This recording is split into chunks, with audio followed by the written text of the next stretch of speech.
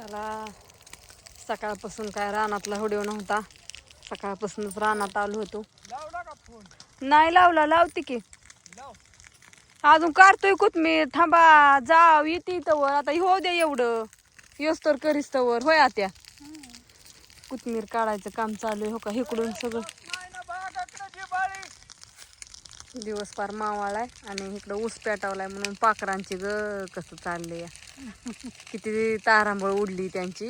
तिकडं पाचूट पेटावलंय. ऊस तोडल्यावर पाचूट पेटवावं लागतं. हो का पक्षी कुठनं का तिथं लाकडं आहेत ना वाटतं सरपण. हा ना बरं मग. आणि बापूंनी आमच्या खालच्या ऊसात सगळं औषध मारले. कोथमिरीच्या आणि त्या ह्याच्या नादात काय झालं गावात इतकं झालं की टायमिंगच मिळाला नाही अजिबात औषध माराय आमच्या बापूंला. तर बापू सकाळ धरून औषध मारत होतं. मी ना त्या सकाळपासून कोथमीर काढतोय. 12:30 1 वाजल्यापासून काढत होतो. 1 वाजता रानात आलते मी. आणि इकडं हरभरा मी मारता सकाळी मी असतं रात्याने 4-5 साऱ्या खुरपल्या होत्या. आता ह्यातलीच भाजी खुडायची. पण आता ही ऊस खुरपत खुडायची.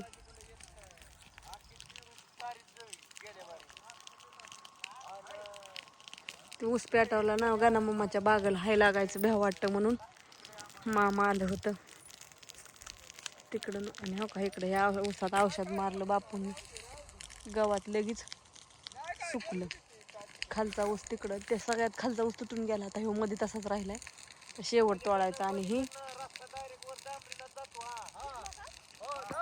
मावशी इकडून या सर इकडून रस्ता आहे.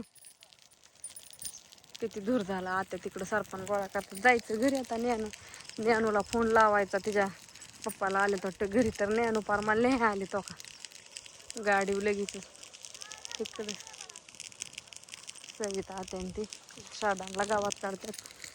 रानातलं कसं ज्याची त्याची रानाची कामं चाललेली असतात तसे आमची पण चालले ती.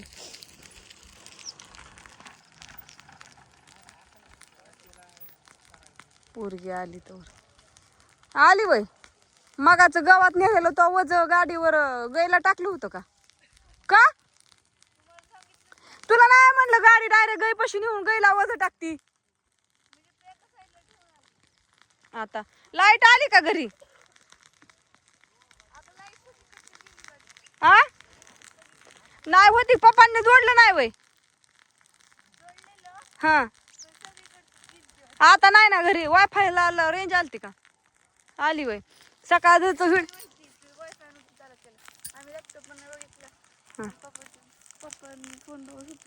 हा आणि हो माझा सकाळपासून व्हिडिओ गेला नाही मोबाईलला. आता चार्जिंग पण उतरायला लागली. हो का आता चला आता घरीच जायचंय. 2% कोणाचा हा आणि माझा हो काही कोथमिरीच्या पेंड्या ही गोळा करते वर काढते.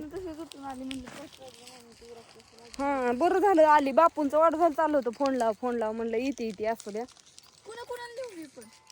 मला सरपणाचं थोडं काढलंय अजून ती घेऊन जायचं. पेटला बाया सगळा ऊस.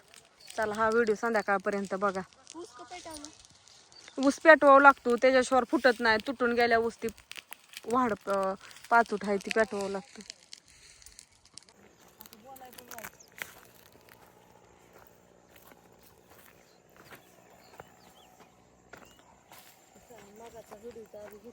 काय म्हणत होती का मम्मी.